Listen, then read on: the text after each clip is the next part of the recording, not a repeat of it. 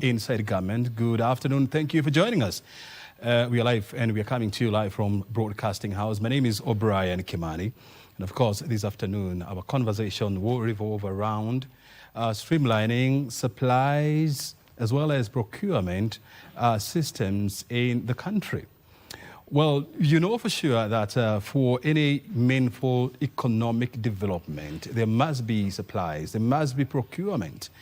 And in 2007, through the Supplies Management Act, the Kenya Institute of Management, or the Kenya Institute of Supplies Management, was created in order to guide and lead, as well as regulate this critical industry, and to bring about professionalism in this sector. We're talking about 20 years ago.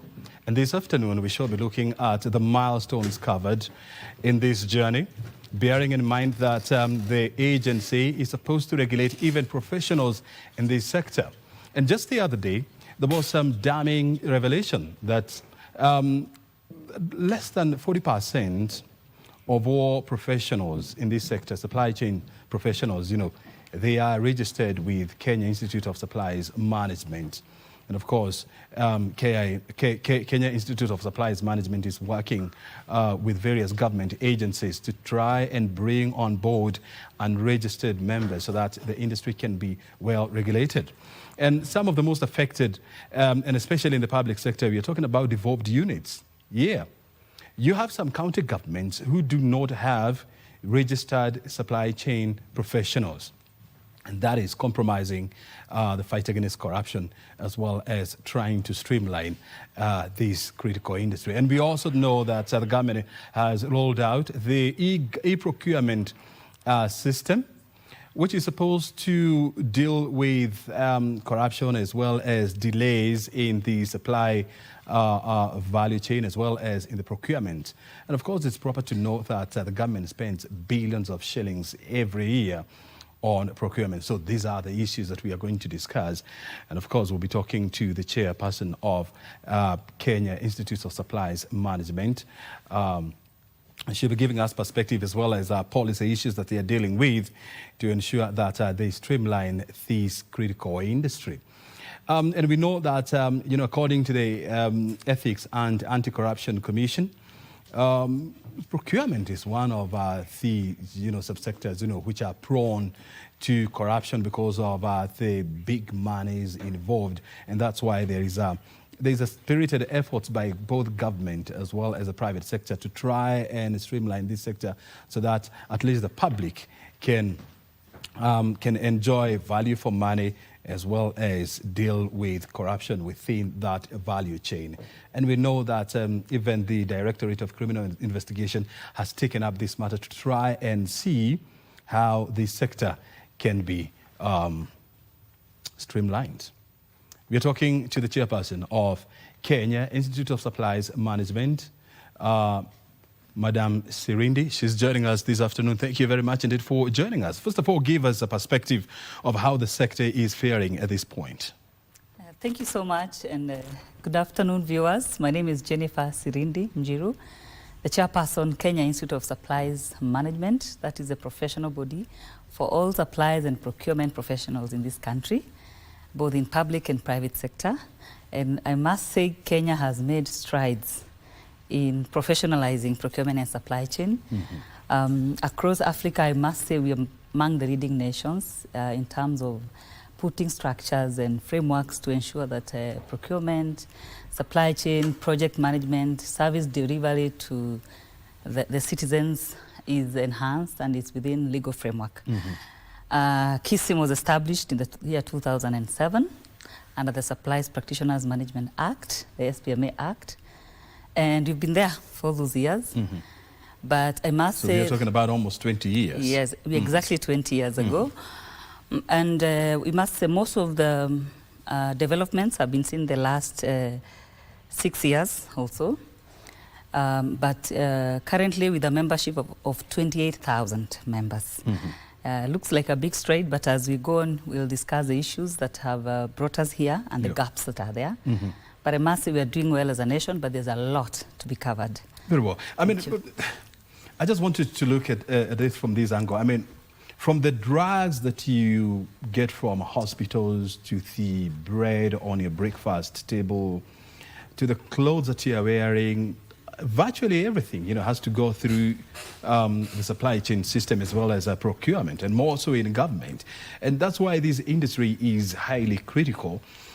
And so I want to hear from you, Chair. Has it been easy trying to bring about sanity as well as proper regulations in this industry in the last 20 years? Thank you. I must say procurement, supply chain has been a grey area for a long time. Mm-hmm. It has been taken as a clerical duty before, but all over, it's now being seen as a very strategic tool. As you say, drugs in the hospitals, roads, even banking sector, the services that everything we have is acquired through a procurement process. Mm-hmm. So it's not been easy, I must say, but with the enactment of certain laws, now we have the several laws governing procurement in this country. For the public sector, we have the PPADA Act, the Procurement Act. Mm-hmm. We have the PPP Act and Article 227 of the Constitution. So there's been a lot of legal reforms around procurement. Now, the greatest challenge has been the perception around procurement, that this is a job that can be done by anybody. And as a professional body, that's where we found the greatest challenge of sensitizing that procurement is a profession that requires skills, mm-hmm. skills in negotiations, skills in project management, mm-hmm. skills in legal issues, in governance issues. And we've seen over the years a lot of improvement in terms of even how now members of the public are aware of their expectations when they do business mm-hmm. with any organization. So I must say we are working towards ensuring that we have it professionally done in this country. Mm-hmm. Thank you.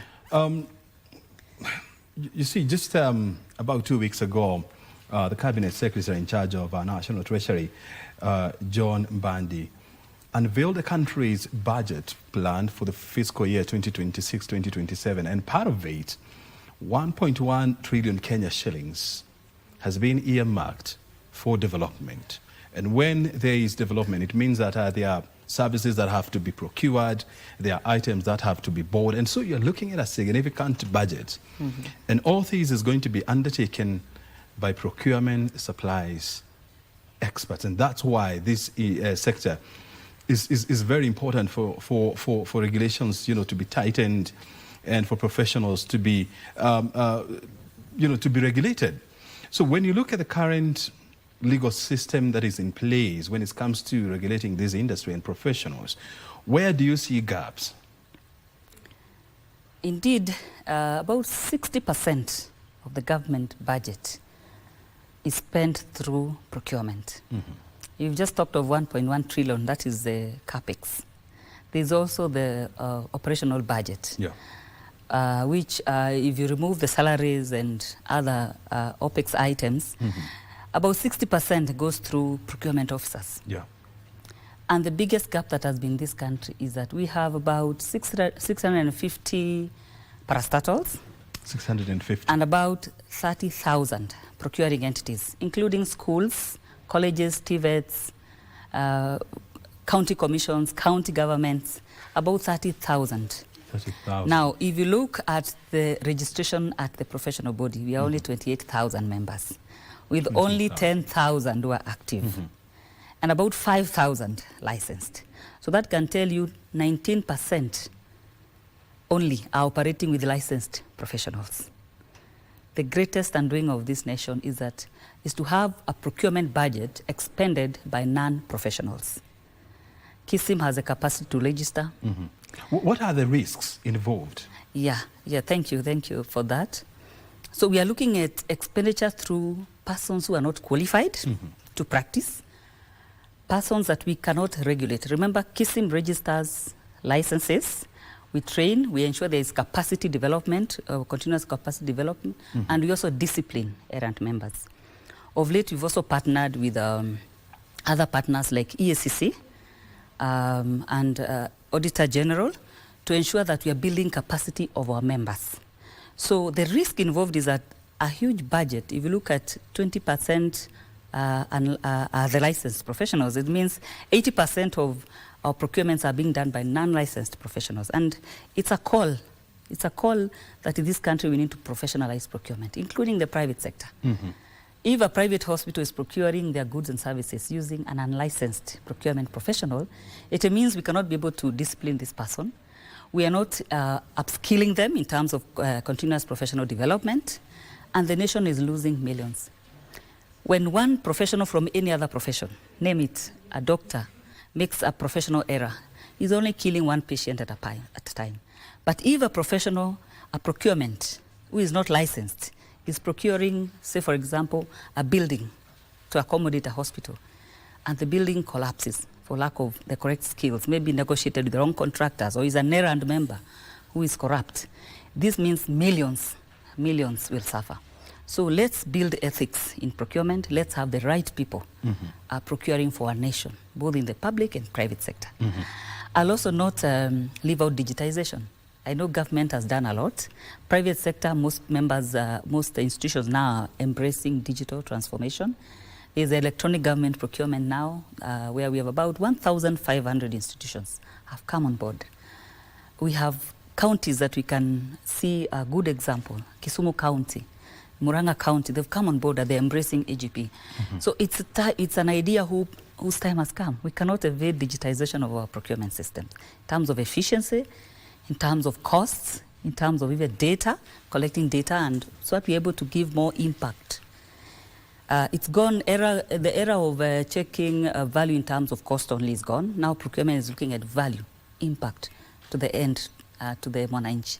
Thank you. You're talking about 31,000, almost 31,000 procuring entities in Kenya, which is manned by a workforce of about 28,000. Yes. And so you're looking at less than one person, per procuring entity. Some entities have none at all, no professional. Yes. What is the ideal number? Well, looking at laws and frameworks and separation of roles, in an ideal situation, there could be a minimum of 2 for a very small entity.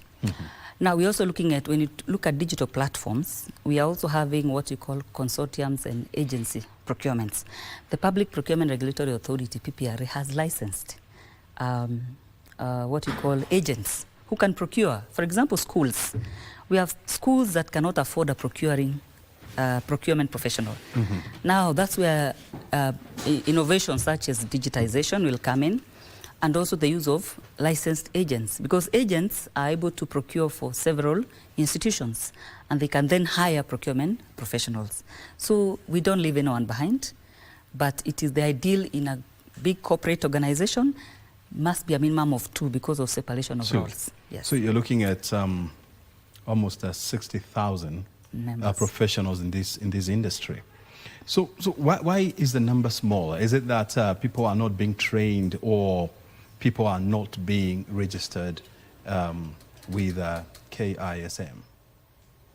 I must say, in the last 3 years, we have seen a significant growth, because there's been a lot of capacity building, a lot of visibility for Kenya Institute of Supplies Management, a lot of support from the National Treasury, but more so the leadership of various institutions need to embrace procurement as strategic. And now looking at, for example, our boards, most of the high-level boards that are incurring the huge expenditure do not have a single board member who is a procurement professional. And when you look at what takes boards home and leaders, it is, in most cases, a procurement matter, procurement HR matter, or procurement and acquisition matters. So it is necessary that at the top level we embrace procurement as a strategic value-adding profession. Let's have more boards, more CEOs also. I must say in the last 3 years, as I've said, we have seen significant growth, because we've seen a lot of support from the top level, especially the head of public service, who is also a procurement professional. Yeah, thank you. Is it mandatory for all procuring entities to have a procurement manager? Now, under the Supplies Practitioners Management Act, which is what governs now the professional bodies, the professionals, us, the professionals, it is mandatory that every procurement is in this country, whether public or private, is undertaken by a procurement professional. Now, in addition to that, Section 4 of the Public Procurement and Asset Disposal Act then mandates that all procuring entities must be staffed with procurement professionals. So what this means is that it's not just one person being a professional. Everybody working in any procurement department in this country, whether you're a storekeeper, whether you're a clerk there, whether you're the head of procurement, you have to be licensed by KISM under the laws of this land. Yes. So, how many professionals, on average, are trained and join the job market in Kenya? Thank you for that good question, because building capacity in this nation, we work with various partners. But for you to be a procurement professional, you need to undertake the certification courses, which are offered by the Kenya Institute of Supplies Examination Board, KISEB. That's a board also established under the SPMA Act. So currently we have about 1,500 who've graduated. We had the last graduation last week. 1,500 1,500 graduates. And we have also accredited, of course, KISEB, the examination board has also accredited various TVETs across the country. We're also working with Huduma centers in 9 regions, Coast, Nyeri, Kisumu, Central Rift and other areas. We're in partnership with Huduma Center to ensure that our services are as close as possible to all the regions, so that we sensitize the public and sensitize our organizations. In terms of capacity, this nation and the education sector, we have our own college established also under KISM, that is the Kenya College of Supplies Management on Gong Road, where we're also training professionals. So we are not lacking the capacity to churn out professionals, but we need to embrace that procurement has to be undertaken by professionals. So if the country is churning out about 1,500 job seekers every year, and you have about 28,000 registered members, where do they go to, or what are they doing? That's a big question. Young people are jobless when their jobs are being taken by non-professionals. So we have very many young people out there looking for alternative means of employment, maybe trying business, because also supply chain cuts across both sides. Even the buyers are supply chain practitioners, and also other areas like ICT professionals. Now we have big organizations who are embracing, for example, ICT professionals who are also procurement professionals to help with the system support. We have, for example, pharmacists who are also procurement professionals, because pharmacy is an area, especially in public hospitals, which lies in between supply chain and pharmacists.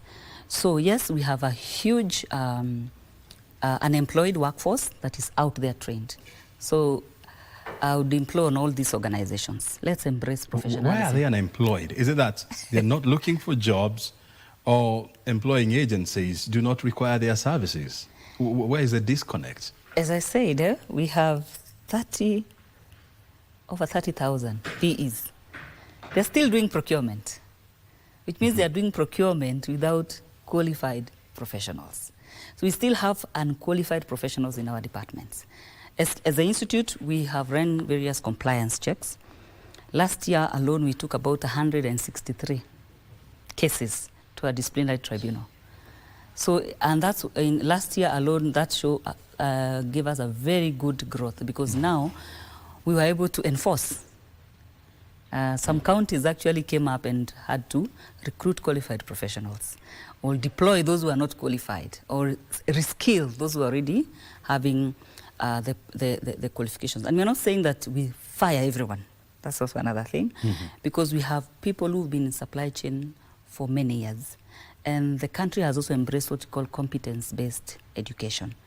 So for the older generation who have the skills, we have, through our KISEB, a program called the Recognition of Prior Learning. They go through a 1-year program where they are tested on skills-based If they have the skills, the competence, the ethical, the skills that are required, then they go through a test and assessment tool.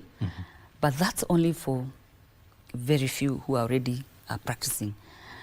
But I must say we need to embrace this. We need to ensure that every procurement department, even in the private sector, embraces professionalism. To bring all ethics. Procurement has always been taken hard on the headlines for all the wrong reasons. Scandals, for corruption. Yeah. But when you look at most of the people involved, they are not our members. And I would urge, we've worked very well with the Auditor General currently. That's why our members have grown up.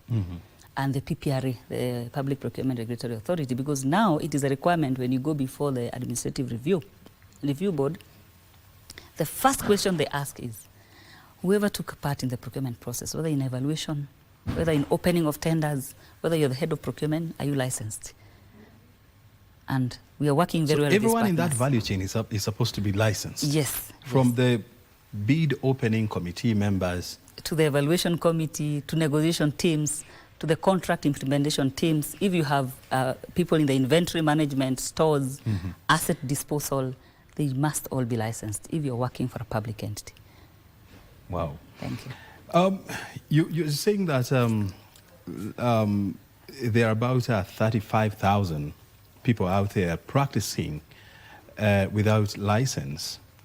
When you look at KISM, the way it is currently structured and constituted, is it in a position to take the necessary action against all these people? Yes, thank you. We have all the instruments. First of all, we have the law, the Supplies Practitioners Management Act. We have the Constitution of Kenya. We have a very independent tribunal, the Disciplinary Committee, which is established under the Act. And there are disciplinary procedures for that, including employers who recruit non-licensed professionals. The law has provided for that, and we have the capacity. Our disciplinary committee is well, their capacity is high-notch, top-notch. They've been trained by the Judicial Academy of Kenya, and we have in it a judge of the High Court, we have in it members from the LSK and other partners. So we have what it takes. And the enforcement, we started enforcement 2 years ago, and we've seen significant growth. So we call upon, we do not want to... Has anybody ever been jailed for practicing procurement and they are not registered? Thank you for that. And we also do not want to, in the formative years, we do not want to be very adversarial because we also want to build capacity. We have worked very well with county governments to build capacity because some of them may not even be aware that there is a professional body in procurement. And last month we had a county congress where we had about 35 counties out of the 47 who attended. And these were not just procurement professionals. We had county executives, we had procurement professionals, administrators in the county. And this to try also build capacity that procurement is a profession. It's something that will add value when it is handled by the right people. Because we say for you to add value, value brings in 3 aspects: people, systems, and processes. PPRA will take care of the processes. Organization policies will take care of the policies.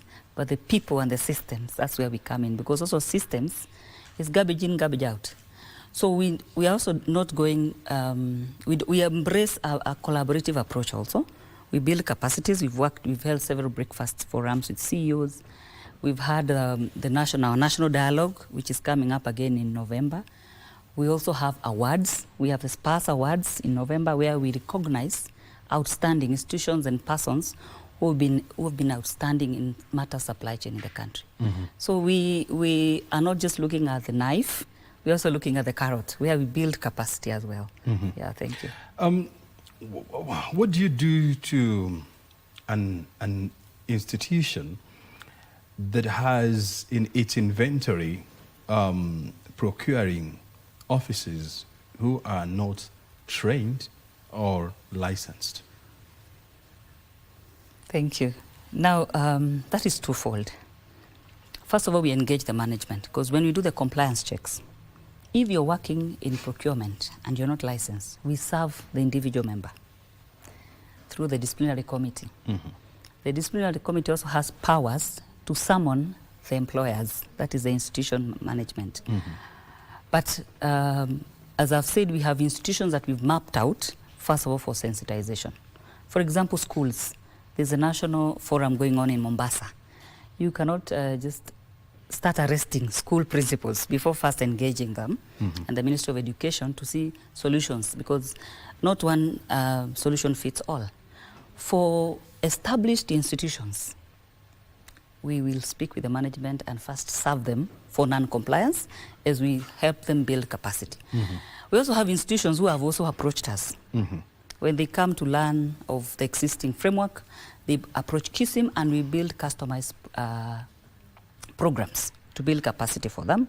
We put them on a program to ensure that their members are upskilled. And we've seen that has really, really helped to build capacity. And maybe before we leave there, I would also want to mention that we have also accredited consultants who are our members. Our members are not just employees. Yeah. We also have employers who are our members, the consultants. So like the issue of EGP, KISIM has partnered with National Treasury, and we've trained quite a number of champions across the country. So whenever an organization wants upskilling, then when they contact KISIM or the National Treasury, and we have actually housed the EGP project managers now at our KISIM Towers on Gong Road to make it very easy for our members to access that service. So I must say we also have consultants out there who are our accredited members who also help build capacity, because as you asked me, do we have capacity to handle 35,000 times, maybe to 100,000? Yes, we have capacity through KISIM and through our partners. Yes. When you look at, you know, this industry and entities that are yet to comply with the demands of the law, and you're looking at state-owned enterprises, you're looking at parastatals, county government, as well as the public service, who is more non-compliant in that category? And then you throw in the private sector. Out of the 28,000 members, say 10,000 who are active and about 5,000 licensed, about 80% are public sector. 80%? Are public sector. So you must say that private sector uptick has a bit of a gap. But even within the public sector, the most, I would say, non-compliance are educational institutions, and we are really working well with them. We are working with the National Treasury and PPRA to build capacity in that area. Because for a long time, you remember, procurement in schools has been done by bursars. Even the accounting profession had to take that up, because we had to professionalize both the revenue side, accounting side, and the expenditure side, which is procurement. So I must say mostly the education sector is what we really need to work on as a nation. Again, when it comes to projects, management of projects, we've left it out to certain professionals and left out procurement professionals. And we're saying most of our projects go well on the procurement phase. But when you get to the implementation stage, you find white elephants or incomplete projects or pending bills. So that needs to be managed professionally. And when I talk of pending bills, it is not just a financial problem. It is a procurement profession problem. Because we as professionals are the relationship manager with the supplier. So when we procure goods from a supplier and then they don't get paid for a year, 2 years, 3 years, they do not go back to the finance professional, to the CEO, they come back to us. Yeah. And now we cannot now get more goods from them, or we have to get goods at a higher cost. So you can see it is really important that a supply chain takes its place in terms of the entire supply chain. Yeah. Thank you. Before I let you go, Chair, I also want to hear this from you. What do you think is going to define this sector in the next 5-10 years? Thank you. And I am happy you asked that, because the future of procurement professionals is in 2 areas. Highly skilled professionals with future skills. We're talking about AI. We cannot run our ports. We cannot run our railways, or that is supply chain. We cannot run our cold chains based on old and outdated technology. So we really need a professional that is futuristic, So we are looking at highly skilled professionals.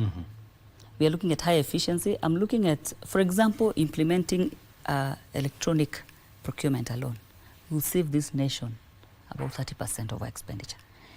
30%? 30%. Because if you look at standardization alone, you heard the head of state saying that a pen may cost 50 shillings in one institution and in another 1,000. So business intelligence tools, AI skills tools, and then coupled with the digitization, we are looking at skilled professionals who will deliver projects and value for money. And not just delivering projects, but value to the mwananchi. So I look forward, and as KISM, we want to support this nation to deliver to our members, to deliver to our citizens through a very professionalized procurement and supply chain system. Very good. Chair, thank you very much for joining us this afternoon on Inside Government and, of course, helping us with those insights. Your time is highly appreciated. Thank you. Thank you so much. And I'm happy to be here. Very good. Let's all hold hands and help our nation, develop our nation. Thank you. Asante sana. Well, we have been watching Inside Government, and we have been talking to CPSP, or Certified Procurement and Supply Professional, Jennifer Sirindi, the chairperson of Kenya Institute of Supplies Management, joining us this afternoon to help us understand the role of supplies as well as procurement professionals in Kenya's socio-economic development. You have been watching Inside Government. Thank you very much indeed for joining us. My name is O'Brien Kimani.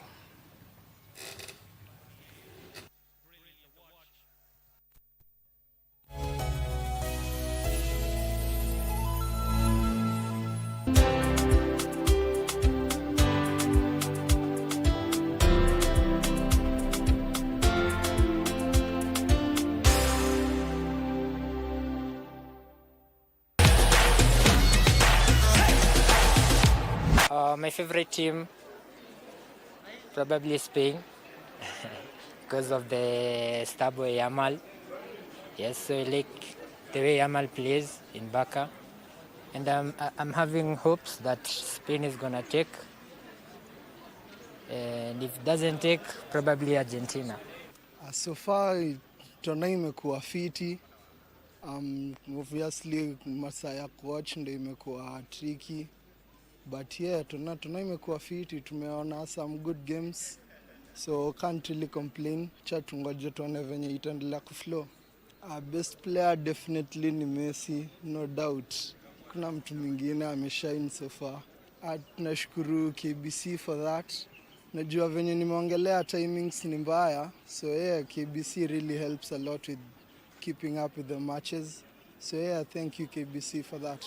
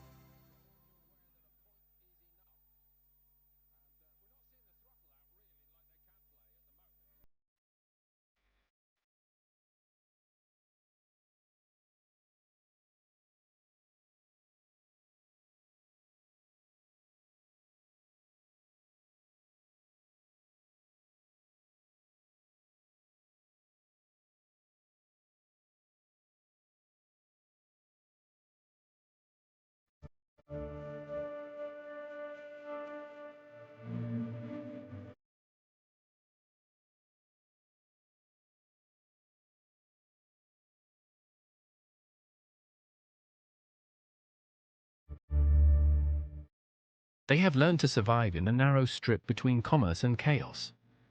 Every day, they arrange their fruits and vegetables in the road where buses squeeze past and pedestrians wave through whatever space remains.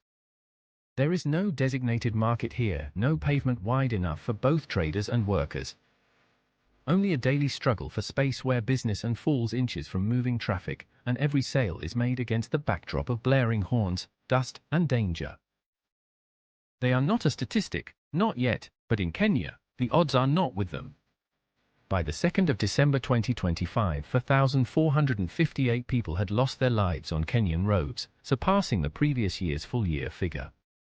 That translates to 12 to